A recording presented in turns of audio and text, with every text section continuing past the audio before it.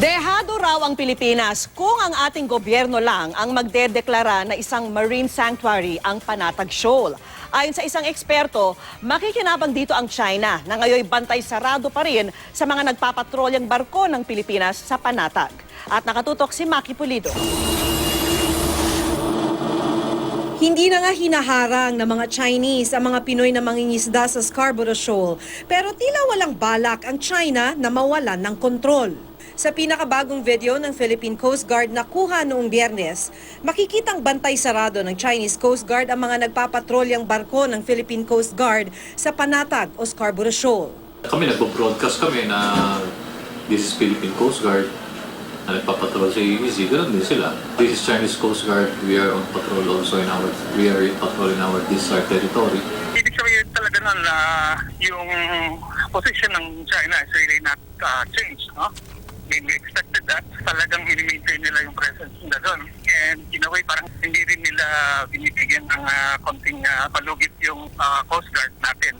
Ayon sa Philippine Coast Guard, sa ngayon, hindi sila gumagawa ng anumang aksyon na posibleng magpataas pa ng tensyon, kaya't hindi sila nagpipilit lumapit sa mismong shoal. Kaya nga tayo nandun, yung presence natin is because we still claim na meron tayong claim doon sa area. Nangingisda pa rin ang mga mangingisdang Pinoy sa Panatag Shoal, pero balak mag-issue ni Pangulong Rodrigo Duterte ng executive order na magdedeklarang marine sanctuary ang lugar at ipagbawal ang mga Pinoy at Chinese na mangisda sa lugar. Si Supreme Court Senior Associate Justice Antonio Carpio may matagal ng panukala na halos ganito. Sana raw ideklara ng mga bansang umaangkin sa Scarborough Shoal na isang marine protected area ang bahura para maiwasan ang patuloy na pagkasira nito. Sa tingin ni UP Law Professor Batong Bakal, kung unilateral declaration kasi ang executive order o Pilipinas lang ang gagawa nito, sobrang lugi tayo. Lahat ng advantages mapupunta sa China since nandun yung ships nila, nandun yung fishermen nila, pwede pa rin sila mangisda, habang tayo parang umatras na tayo.